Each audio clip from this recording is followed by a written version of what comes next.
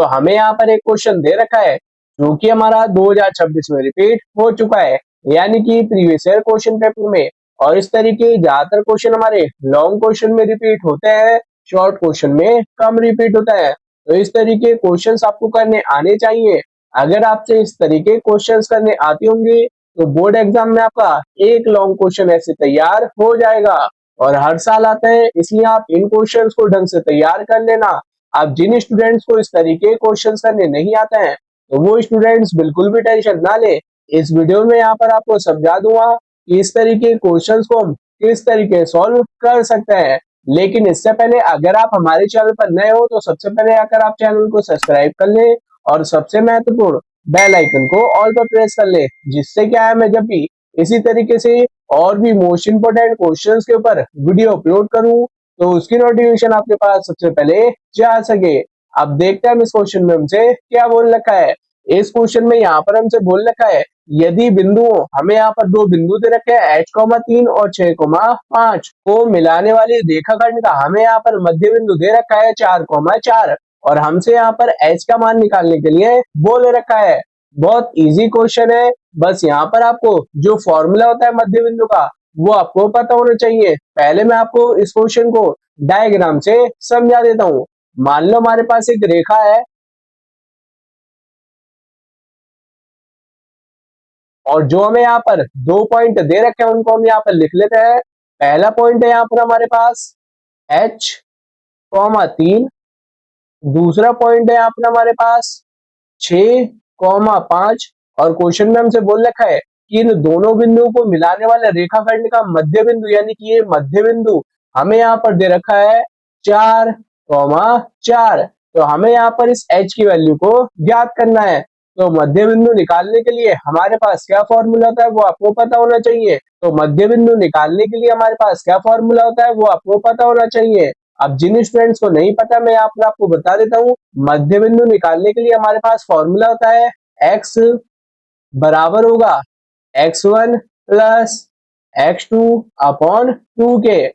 ऐसे ही y बराबर formula होता है y1 प्लस y2 अपॉन 2 के। अब ये जो हमारे पास x1 x2 है, y1 y2 है, ये जो मैं क्वेश्चन में पॉइंट्स दे रखे हैं यहाँ से हम इनकी वैल्यूज को निकाल लेंगे। जैसे कि हम यहाँ पर लिख भी देते हैं कि ये जो हमारे पास h,3 है ये हो जाएगा हमारे पास x1, y1।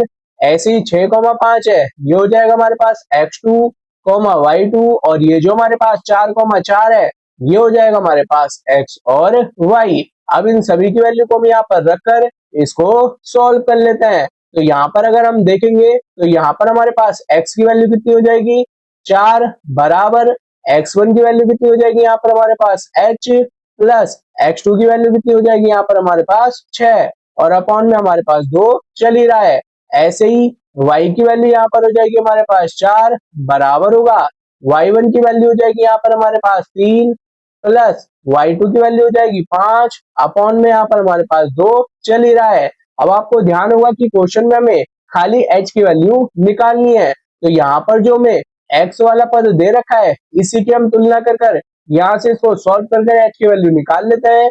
इसको सॉल्व करने की कोई जरूरत ही नहीं है। तो इसको हम कैसे सॉल्व करेंगे, यहाँ पर 2 जो हमारे पास अपॉन में इसको हम मल्टीप्लाई में ले जाएंगे। तो यहाँ पर हो जाएगा 4 दूनी 8 बराबर होगा h प्लस 6 के।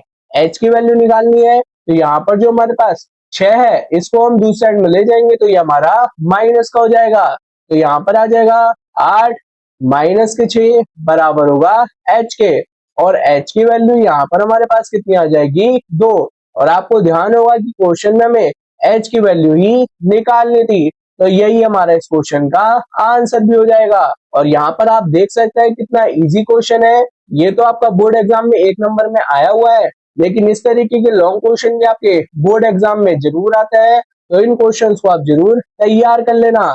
मेन पे आपके यहाँ पर ये फॉर्मूले जो कि मैंने यहाँ पर आपको बता दिया है, इन फॉर्मूलों को आप जरूर नोट कर लेना और तैयार कर लेना, क्योंकि इनसे रिलेटेड लॉन्ग क्वेश्चन भी आपके आ जाते हैं। तो उम्मीद करता हूँ कि जिन स्टूडेंट्स को इस तरीके के क्वेश्चन समझ में नहीं आते थे, इस वीडियो को देखकर आपके समझ में आ गया होगा कि इस तरीके के क्वेश्चन को हम किस तरीके सॉल्व कर सकते हैं। और उम्मीद करता हूँ कि यहाँ से आपने सोल्यूशन को भी नोट कर लिया होगा।